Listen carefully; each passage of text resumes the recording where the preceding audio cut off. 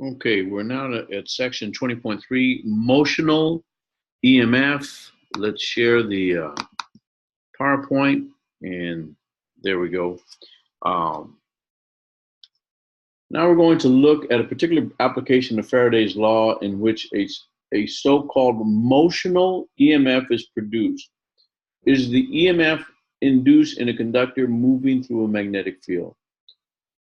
First, let's consider a straight conductor of length L moving with constant velocity through a uniform magnetic field directed into the screen in the figure here. You can see the little green arrows. I talked about the fletchings on an arrow. Oops, the fletchings on an arrow show you the direction of the arrow. It's going away from you.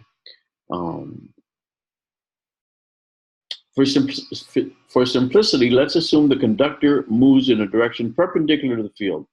A magnetic force of magnitude QVB, directed downward, acts on the electrons in the conductor.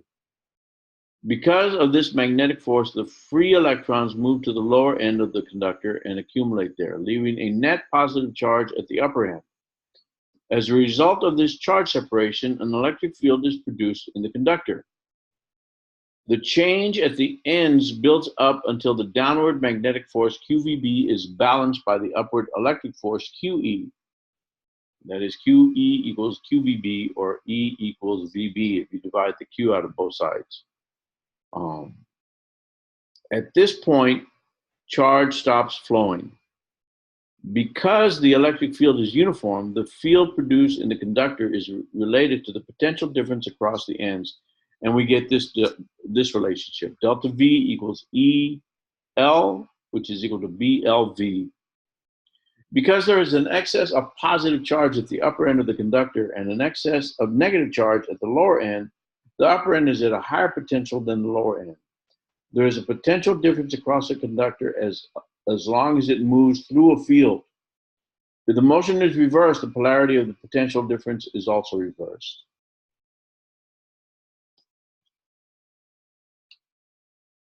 Now let's imagine that moving a conductor is part of a closed conducting path. This is like the figure in your in the question part of your lab experiment.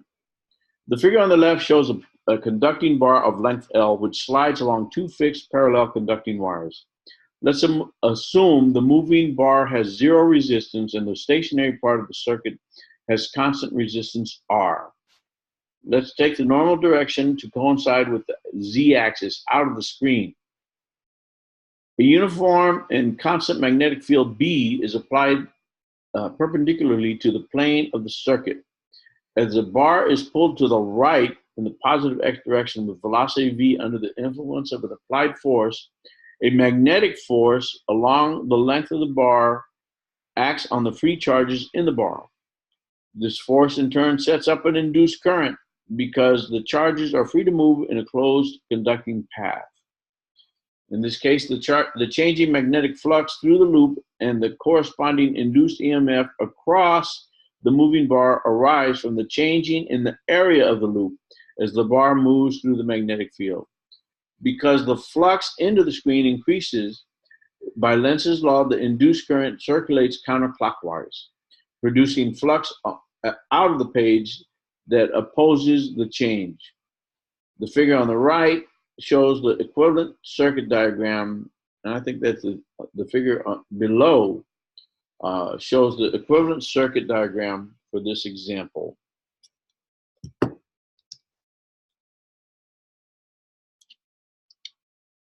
Okay, let's assume the bar moves a distance delta x in time delta t, as shown in the figure here. The increase in flux through the loop in that time is the amount of flux that now passes through the portion of the circuit that has area L delta x. As you can see in the equation here, delta phi sub B is equal to B A, that's the magnetic field times the area, which is B times L delta x. Using Faraday's law and noting that there is one loop, we find that the magnitude of the induced EMF is given by this relationship. The E, the absolute value of E, is equal to delta phi over delta B, is equal to BL delta X over delta T. Well, what is delta X over delta T? It's velocity. So it's equal to BLV.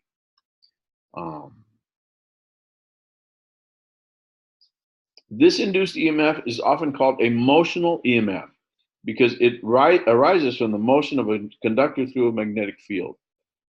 If the resistance of the circuit is R, the magnitude of the induced current in the circuit is I equals induced E divided by R equals BLV divided by R.